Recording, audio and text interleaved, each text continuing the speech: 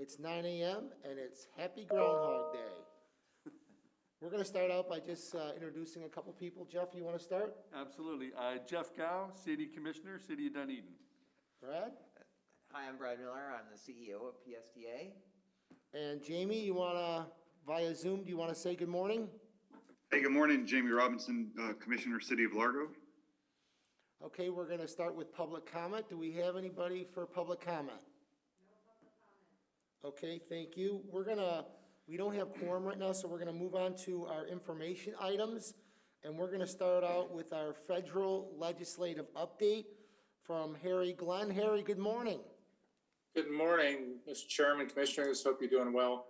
I guess I feel like a broken record. I think every time I talk to you, it's basically the same thing. Congress is still struggling to finish their budget and appropriations work for the year. I think Commissioner Robinson's in Tallahassee, I understand. They're going to lap, I think, the state legislature is going to lap the federal government getting their budget work done, I think, this year. But Congress continues to try and wrap up its fiscal year 22 budgeting work. You know, we're starting the fifth month of the fiscal year, and we still don't have a final appropriations bill. What particularly of interest to you is the transportation appropriations bill. We continue to operate in the Congress under a continuing funding resolution through February 18th, which is 2 weeks from Friday. So there's been some intense meetings, I think, this week between the House and the House and Senate and the Republicans and Democrats to try and reach some agreement.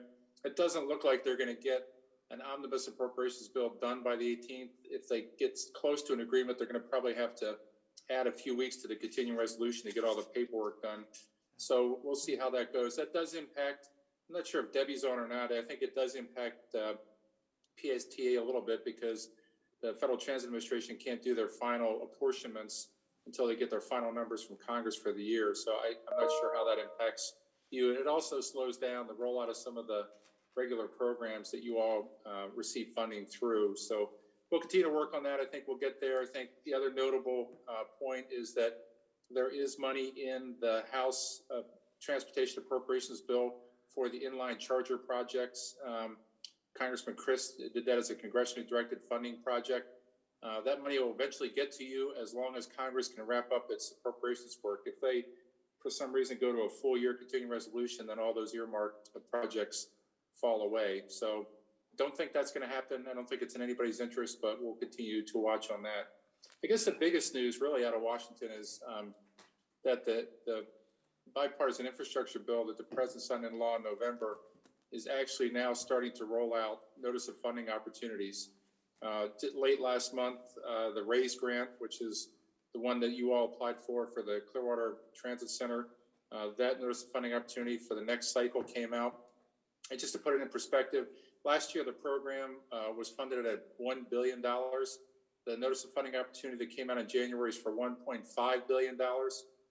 So there's significantly more money, and there's a good opportunity or a good chance that if Congress wraps up its appropriations work, they have an additional $1 billion in their regular appropriations bill for the RAISE grant program, which in the notice of funding opportunity says that they can roll that money into this competition, which could raise the amount of money from last year's $1 billion to $2.5 billion, so 2.5 times the amount of funding that was available. So there's certainly great opportunities. I know Brad and his team are combing through the notice of funding opportunity to see what changes there were. Brad, I looked at it over the weekend, and I did notice a couple things. Under the environmental and sustainability section, they actually, for the first time I've ever seen it, they talk about supporting projects that increase tourism opportunities, which I think, I'm not sure that was in, I didn't see it in last year's NOFO, so I think that's a good addition for what we're trying to do in Florida in Clearwater, so that's a good one there. And it also references replacement of dilapidated facilities and equipment, so I think certainly the current Clearwater Center, I think, could be classified as dilapidated. So I think there's some good changes to this NOFO that should help you. The other thing, Brad, I noticed was that they really specify the criteria that they use to rate projects as high, medium, low, and non-responsive. And even to the point where they have a new process, I think it's new, Brad, where they actually set up a process where they can designate projects as projects of merit. So if you get a project like this one was, I think, rated highly before, right, Brad? If it's rated highly and it doesn't get funded, it actually puts you in like a higher level for the next compete. I just want to remind everybody that the infrastructure bill that we're working with here is actually a 5-year infrastructure bill. So the super infusion of money that's going to be coming down from the federal government is going to be infused in one competition every year for 5 years. So there'll be 5 race grant applications at this higher level application periods. And so I think there are good opportunities. Obviously, you want to win it in the next go around, right, Brad? Because you want to get that project going. But I think that there will be some incentives to fund projects that don't quite make it over the hurdle this time, the next time. And so I think there are some good opportunities. The other thing I think Brad is aware of is that we expect in February to see the next 2 major notice of funding opportunities for transit agencies.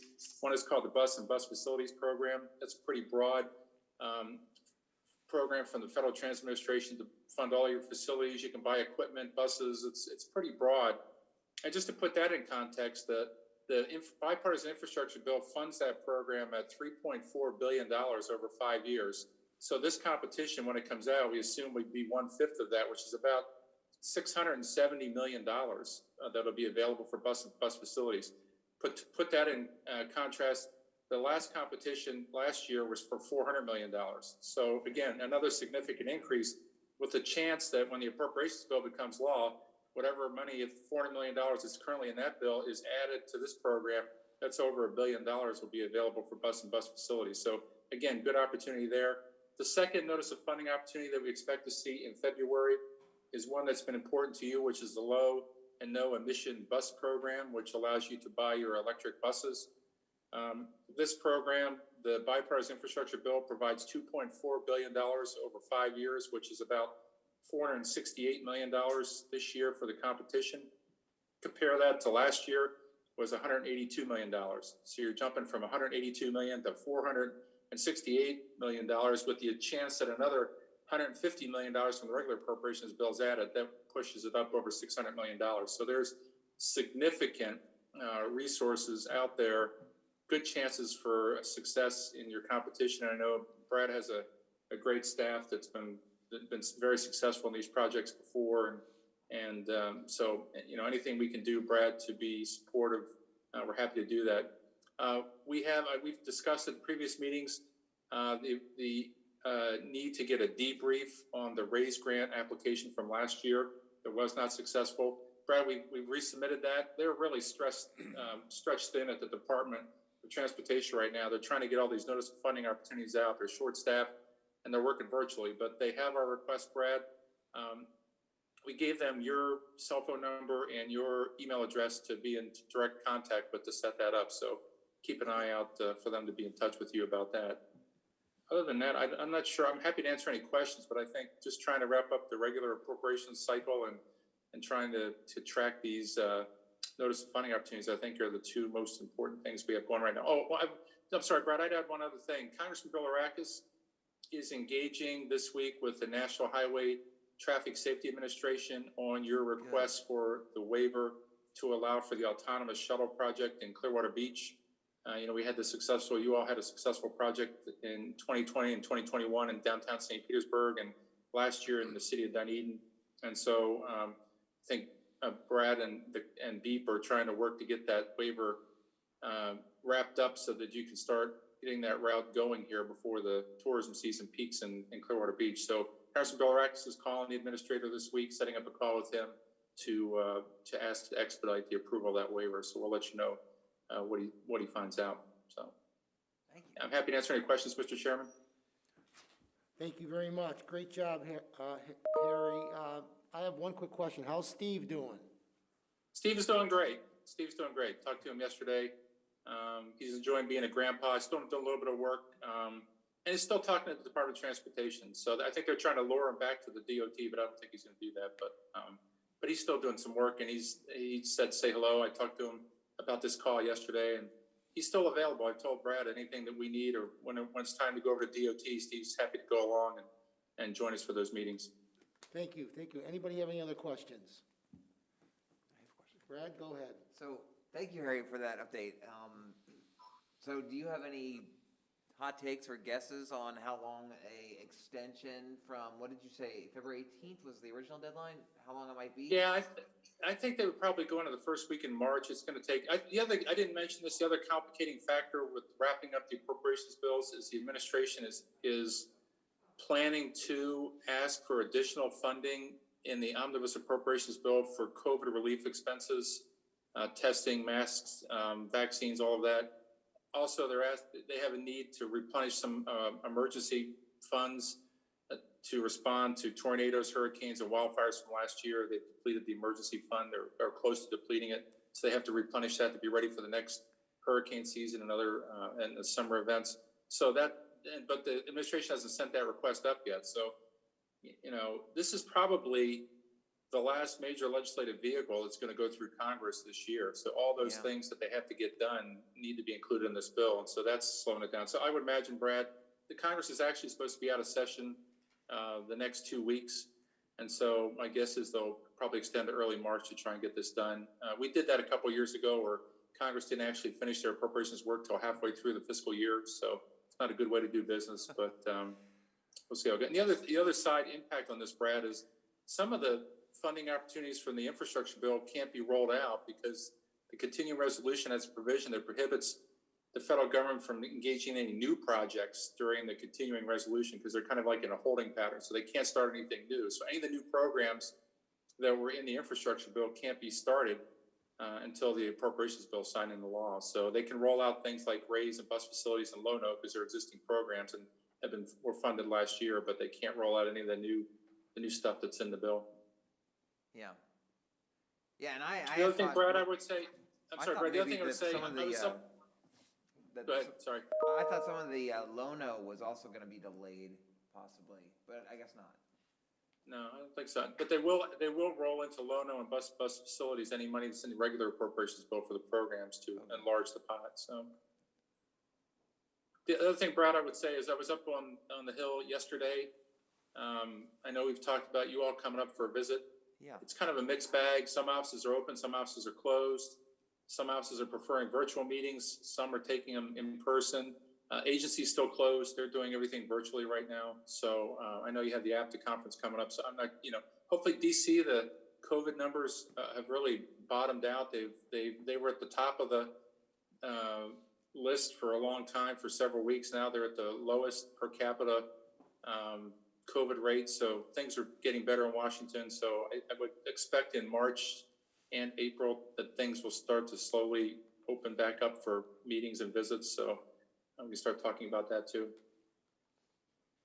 Yeah, and like I told you, Harry, I thought maybe, well, if they all are working from home, maybe having a conference there and at the hotel, we could maybe ask them to come in to the hotel and meet with them, meet with FTA or those DOT folks, right there.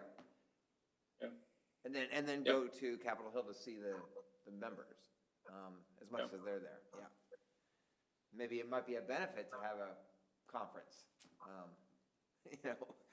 with this COVID situation. I don't know. Yep. So, thank you, Harry. As Harry mentioned, on the autonomous vehicle, we had a fantastic launch of the autonomous shuttle on Clearwater Beach, and then the new and improved vehicle that we're providing there, which was called an Ollie, which is different than the Navia that we used in St. Petersburg and Dunedin. First, there was a accident up in Canada with an Ollie vehicle, but the Ollie 1.0, and we were using the Ollie 2.0, and it wasn't beep. And so NHTSA put a hold on approving any Ollies until they could investigate this accident that happened in Ottawa, Canada. And then second, on January 1st, the company that makes Ollies went bankrupt in Knoxville, Tennessee. They went under. And so then NHTSA put a complete hold on the Clearwater project and any other Ollie project because they didn't think the company was not there to support the vehicles. So we've had to switch back to the Navia, to go with the Navia, and so that is what we're waiting desperately for them to approve. They have to approve the waiver for a Navia vehicle. And so Congressman Bilirakis is, happens to be on a committee that oversees NHTSA, and so he's going to make a phone call. BEEP has their own lobbyists that are trying to get them going. I heard that they approved a waiver for last week for a town in Illinois with a Navia. So hopefully they'll get it going. And we can get that going again in Clearwater, so we can get that done, like he said, before spring break or during spring break. It's going to go. So we'll see how that goes. But Hey, Brad, the chair of the committee of Congressman Bilirakis' subcommittee is from Illinois, so that maybe didn't hurt. Oh. And the fact that Congressman Bilirakis is the ranking Republican on that subcommittee that oversees NHTSA, that doesn't hurt either. So that's good. he's happy to engage for you. Great. And then, like Harry said, we are trying to be strategic in securing funds for the Clearwater Transit Center, our top priority, from these various funding sources that Harry listed that are coming out. We're trying to, put our best application forward, in addition to having amazing, Nobel Peace Prize, Pulitzer Prize winning grant writers. We are maybe going to try to have a couple of discussions with Congressman Christ and maybe DOT, hopefully, maybe even before the April 14th deadline. I know it was actually Councilwoman Driscoll that hooked me into Congressman Christ's office to do a infrastructure session with the congressman. He wants to do it. It was scheduled for next week. It was rescheduled for next week, and then I just got a call last night that they're going to reschedule it again to the end of February. But there would be this opportunity to Congressman Chris would lead like a Zoom meeting. Actually, he's working with the Florida League of Cities to do a thing on the federal infrastructure bill, and have some speakers from the DOT in Washington and maybe somebody from the Florida League and me be on this Zoom panel.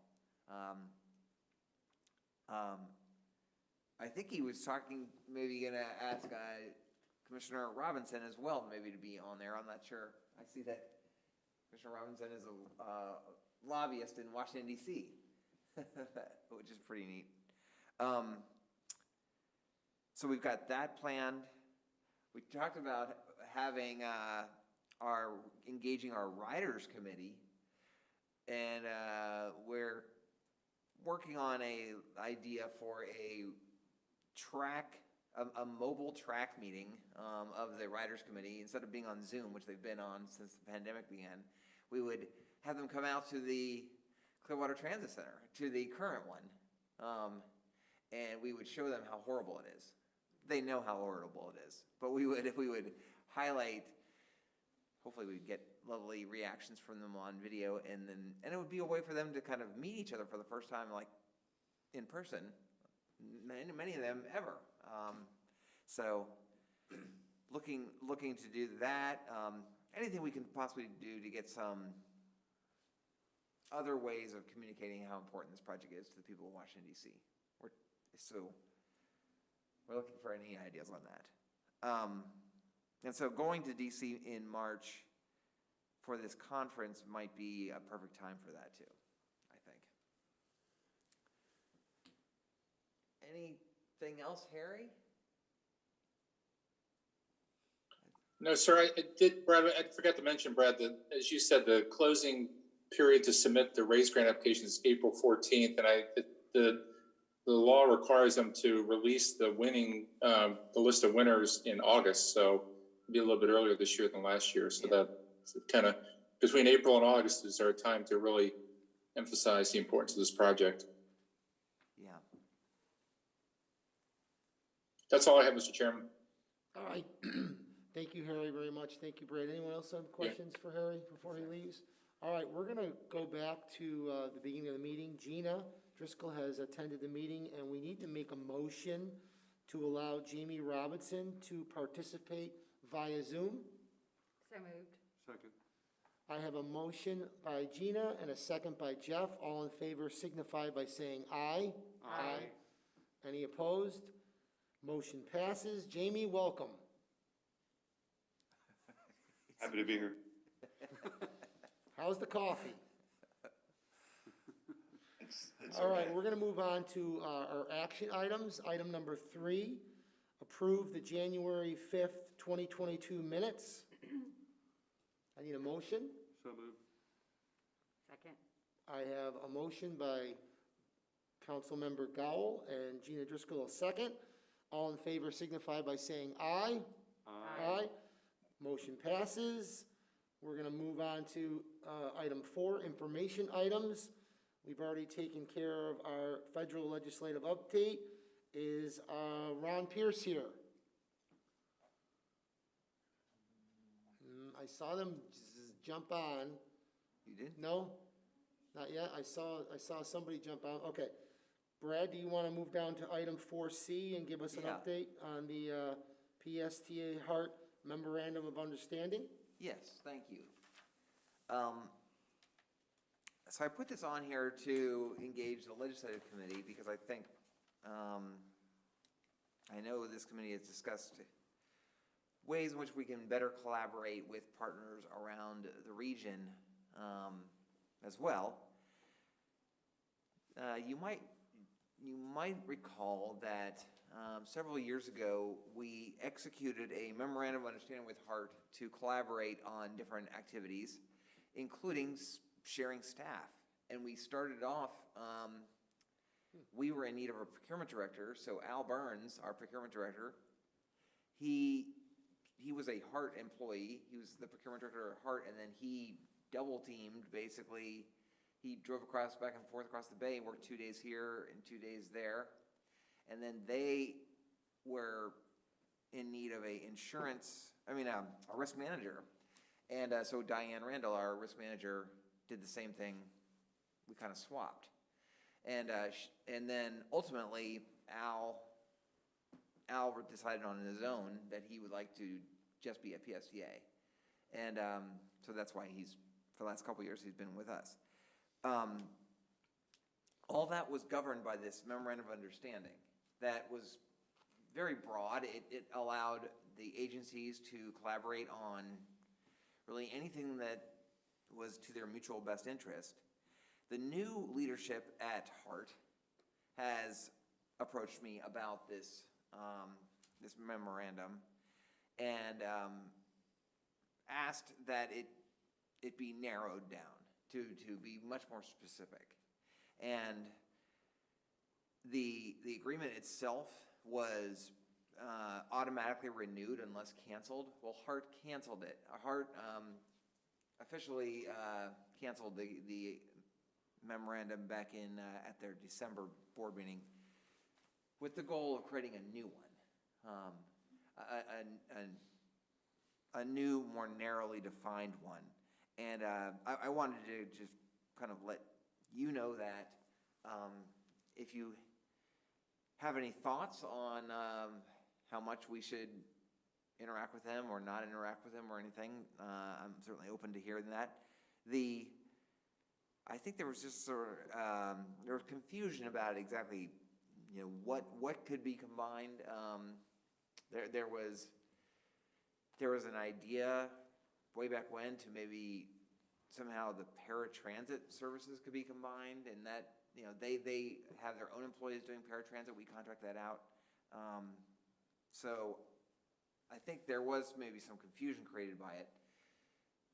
Right now, we are collaborating on procurements, and the CEO and I meet once a month, and are trying to work on a few other things. But I'll just leave it there, and then of course we're working very hard on Flamingo together. So that I think that has its own agreement about, because we're providing funding for that as well. I don't know. Hopefully we'll be able to get a new agreement with them. Well, that sounds great. Yeah. Well, thank you, Brad, for that update. And if anything else expires, just give us an update. Thank Okay. you so much. Okay. All right, we're gonna move back to item 4A on our information items, state legislative update. Ron Pierce is here. Ron, good morning. Is he in a bathroom? Where is he? Oh, He's walking down the hall. Or something. Ron, we can't hear you. Ron, can you hear us? Oh. He left. He left? All right, well, he's gonna be back in a minute, I'm sure. It means he's on his way. So let's move down to item 5. Do you guys have any other business? Jeff, any updates for the city of Dunedin, or Gina, the city of St. Pete? Anything going on exciting? While we wait for Ron? Nothing today. How's the city's priorities for in Tallahassee going so far? They're going, yeah, but in last week's city council committee, meeting for the legislative and intergovernmental relations committee, I did share, copies of our PSTA legislative priorities with each committee member so that they would have that for their information and see, the unique ways that some of the items dovetail with our city priorities. Oh, good. Good, yeah. Well, I think when Ron gets on there, I think we'll, I went You're up positive? to Tallahassee last week for the Suncoast League of Cities. As you know, Jamie Robinson is the president, and I met with a bunch of legislators, and it was very successful. Unfortunately, it was like 32 degrees. It was very cold. Jamie told me to take a coat. I haven't worn the coat since 95. Thank God I had that coat.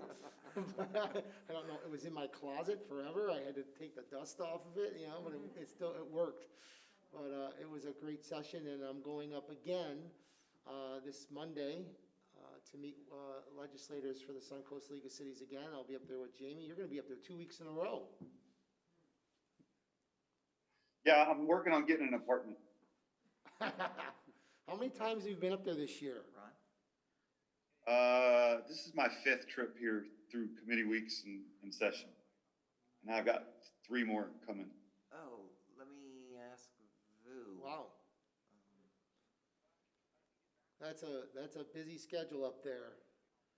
And are you staying at the DoubleTree all the time, or? Oh, can you just do Yeah. audio only? Well, I guess Brad is on the phone with Ron right now. We're having some technical difficulties, so if everybody. You want me to walk over to, is he in the hall or is he, at his office? I don't know, Brad's on the phone right now, so hang tight, everyone.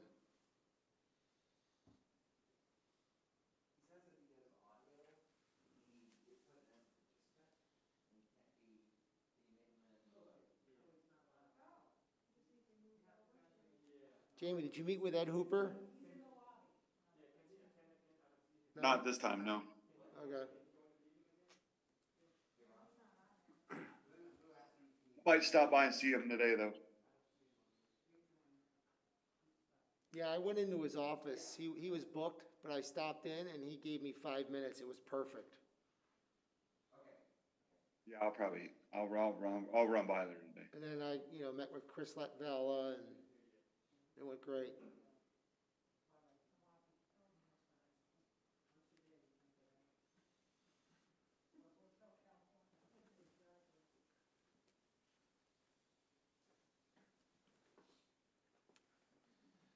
Brad, what's going on? Well, he's only able to come by audio somehow on his phone. So Vu's trying to get him in there.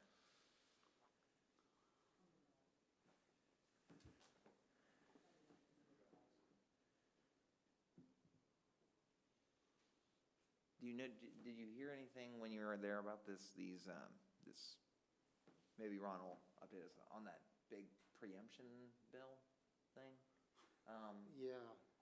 Jamie, do you have an update on what's going on with that preemption bill? I was there last week, and I know things have changed.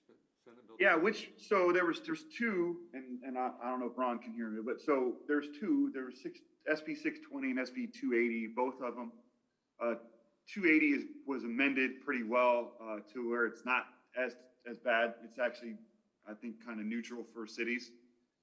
620 is the, business damages bill. So if a city passes an ordinance that a business can prove that that ordinance caused it to lose 15% of its profit, that's going through. It was amended in the Senate, and then the House sponsor Hudson amended his to match yesterday. And I had a meeting with him, but he ended up running late and had to go to committee, so I wasn't able to work with him. But it's not terrible. I can give you, give me 1 second. Let me pull up. Hey, Jamie, this is Ron. I'm on now, everybody. Yeah, that bill has passed the Senate. It's over in the House. It's a priority of the Florida Senate. It's something that, President Simpson and his leadership team cares about. To Jamie's point, they did amend it. One of the biggest things they amended in there was the way that you have to do the fiscal analysis on the bill, which was a big change. I think there was some concerns about who and when that was supposed to be done. That's been changed. There's really two major components, and Jamie kind of highlighted them, which is number one, making sure that if there's an ordinance in place and it's challenged, because there's a fiscal impact on a business, that business would have the ability to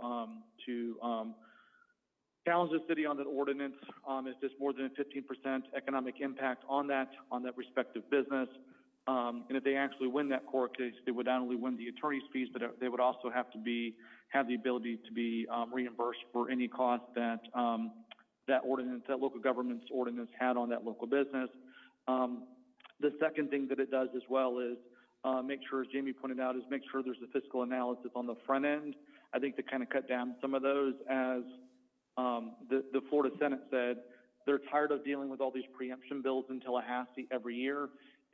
So let's make sure that we basically have kind of reform on the front end to make sure that the ordinances are being passed, don't require businesses to have to continually run to Tallahassee and come up with preemption bills. Bills passed the Senate. To Jamie's point, I think the last couple of amendments the Senate did, it got the Florida Association of Counties as well as the League of Cities neutral on it. They did not oppose it. And then we do expect that the House will use the Senate language and probably pass it out as is. That's my guess.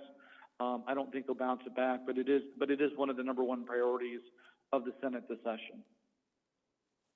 Yeah, the PCS from Hudson was filed yesterday, and my understanding is it's going to run through quickly. It is, yep. Okay. And it maybe Brad, I can send you the staff analysis of the Senate bill that passed the Senate, which should be pretty close to the final version of the bill. And there may be, again, I think that's probably the final language that's going to go to the governor. And based upon, I think, some comments, I do believe the governor would sign the bill. All right, Ron, do you have any other updates you want to share with us? Welcome. Yeah, really quick. I mean, House and Senate, so we're the beginning of week 4 up here in Tallahassee. House and Senate budgets are being released later today and tomorrow. Senate appropriations will hear the full bills next week. Subs will do it this week. Full approach next week, and then the full House and Senate either the end of next week or potentially sometime in week 6, probably week 6, my guess would be. There's really good news. The $10 million as it relates to transportation disadvantage, those dollars are going to be back, which is really, really good news. And so, a lot of the innovative grant funds for our late shift program and some of the other programs we've been running, working directly with TNCs. We fully believe those dollars, well, they're in the governor's budget. We do believe they will definitely be back also as a part of the House and Senate respective budgets that will come out later today. We're continuing to work with DFC, and Brad's been a part of this painful process every step of the way as it relates to Rule 1490, so we're dealing with that. We were hoping to get it in the Senate Transportation Bill, which has one committee of reference left, and we're hoping to do that next. We continue to work with Senator Hooper on that. So that's really the update there. There are a couple bills. DOT continues to talk about, some funding flexibility. That's actually some things that's in the some of the bills that are moving relating to SIS, SIS funding flexibility as well as DTR flexibility as well. So we're setting a follow-up meeting with Brad as it relates to Medicaid to make sure that we don't continue to pay costs that should be covered under Medicaid as it relates to some of the Medicaid trips we're currently paying for. We're working on that, and I think we're going to have Brad and a couple of board members in Tallahassee in 2 weeks, which is really good timing because at that point, we'll really know where the House and Senate budgets are. We'll know where we are from a policy standpoint. So it's really, really good timing to hit, I think, kind of reinforce and bring home a couple of issues that are on your listed of agendas. So, Mr. Chair, I'll stop there and see if you or any of the committee members have any questions or comments. Thank you, Ron. Anybody have any questions for Ron? Brad, go ahead. Hey, Ron, thank you for that. So maybe you kind of touched on it at the end. Yeah, we are coming up in 2 weeks. And so do you have any recommendations on other folks we should see besides maybe hopefully getting back with the Medicaid folks and then and of course our delegation, and do you have any update or do you know anything? There was an issue that came up with our number one project on the transportation disadvantage funds, not related necessarily to our project, but related to a project that was that T. Barta was implementing about cross-bay medical trips, transportation disadvantage medical trips. And it was mainly providing people rides from Pinellas over to Moffitt Cancer Center and from Pasco to Moffitt, as a lot of the ridership was. And it also went down to Manatee. And that was cut when the funding got cut. What the commission had a Zoom call with all of us in the region saying that they'd like to restore that, but that the governor's office has put a cap on a maximum amount that any one county could get. So they were kind of asking if PSDA would maybe not support our TD late shift program and support the regional thing. And I was like, well, no. But there's this cap. And so T. Barta was going to try to get a waiver and or Brad, something. Yeah, and I think that's a perfect conversation for us to have with Senator Hooper when we come up, because that's going to be a TED appropriations related issue. It's not a funding issue. The good news is it's probably more of a proviso or some language in the implementing bill to make sure that we understand if there is a cap, not a cap. And so I think that's something we can talk with him. I thought we had I was on the call, as you know, really good meeting with the Transportation Disadvantage Commission about that. And, I think the idea potentially of, having all of the transit agencies along with T-BAR to somehow maybe put a joint application in to work on the cap issue is creative. So maybe there's a way we can do some either implementing language or maybe some proviso language just to clarify what the intent is there. So. Okay. And with regard to bringing, I think, meetings when you come up in 2 weeks, I don't think it's, obviously we'll hit a few members or a delegation, but I think we'd really like to spend some time with some of the House and Senate leaders that are dealing with transportation issues and transportation funding issues. Again, it's really, really good timing because like the transportation package will be coming in for a landing, over the final couple of weeks. And so I think we'll have a chance to talk with them as that package comes in, and also the budget, because when you come up, they'll be finalizing allocations. Yeah. And so we'll be going to budget conference probably the following week. Great. All right, thank you, Ron. Anybody else have any questions? All right, Brad, anything else for the record? I don't think so. All right, Ron, well, thank you so much for joining us, and we appreciate you very much, and thank you for all you do for the PSD up in Tallahassee. Our pleasure. Sorry I'm on the run this morning. I'm actually standing in a hallway doing this morning. So people are Ron, I'm walking going to by come over and saying, get you so I can get some lunch with you. Perfect. Sounds like a plan. I'm in the Senate office building most of the day. All right, Thank you. sounds Thanks, good. everybody. All right, if there's anything else, Brad, we're done? We're done, yeah. All right, well, thank you, everybody, for coming. This meeting is adjourned. Thank you. Sorry I was late, Mr. You're Chairman. fine, you're fine. No problem at all. See you, Jamie. Take care. I'll see you next week. Jamie was in this Washington Post article. Was he? Oh. Can you share it with me? About, yeah, he sent it to me. Oh, he did? That's so cool. Was he really? Jamie Robinson? Cool. Yeah. I guess it's part of like the National League of Cities or something.